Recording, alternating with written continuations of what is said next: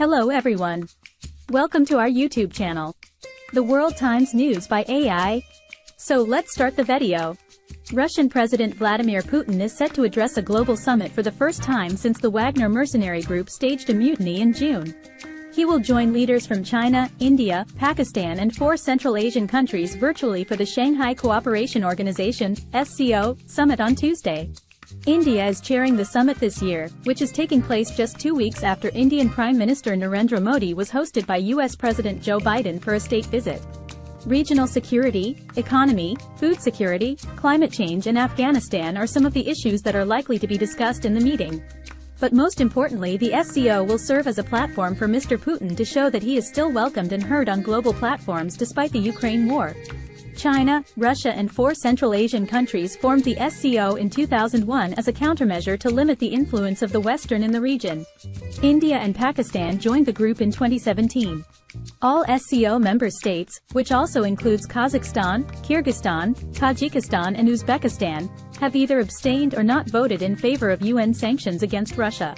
It will be interesting to see if Mr. Putin uses the platform to signal the world that he is still important and very much in command. He might also warn the West against what he sees as their interference in Ukraine. And that may not be very palatable to Delhi. India, which is hosting the event, would want some tangible outcomes in form of pledges on anti-terrorism measures, trade, financing to fight climate change, fight against drugs trade, food security and money laundering. The meeting is taking place virtually, so bilateral agreements are off the table. But this is a big diplomatic year for India as it will also host a summit of G20 leaders in September. The two forums have different priorities and geopolitical alliances, and that poses a big challenge for Delhi.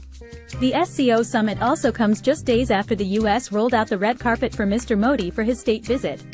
He signed significant defense deals with Washington, but the joint statement also made indirect references to Russia's war in Ukraine and China's growing influence in the Indo-Pacific.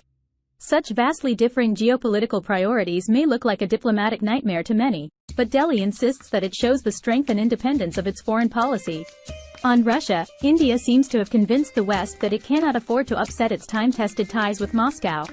India's stand to not criticize Russia directly in the early days of the war came under criticism from its Western partners. But that has changed as Washington and other allies have accepted, even though reluctantly, Delhi's position. India still imports nearly 50% of its defense needs from Russia despite serious efforts by Mr. Modi to diversify the portfolio in recent years. Meanwhile, Mr. Modi's challenge will be to manage its serious differences with neighbors China and Pakistan during the summit. Pakistan and India issued sternly worded statements against each other during a SCO summit of its foreign ministers in Goa in May. India often uses internal platforms to indirectly blame Pakistan for fueling terrorism in the region. Delhi may not do that under its presidency, but any mention of state-sponsored terrorism may rattle Islamabad. China's stand on what the Russian leader says will most likely be positive, but it will be interesting to see if President Xi Jinping talks about the Indo-Pacific and specifically takes aim's India-Washington ties. India and China relations have been tense in recent years, especially since their troops clashed in 2020 along their contested Himalayan border. Reports suggested that Iran might be given full membership of the SCO this year, a first for Tehran in decades. This move will most certainly infuriate the West. Mr. Modi likes big headlines and showing results, but he will have to overcome serious challenges to achieve a joint SCO statement that looks promising and aligns with Delhi's priorities on issues like food poverty, terrorism and climate change. Thanks.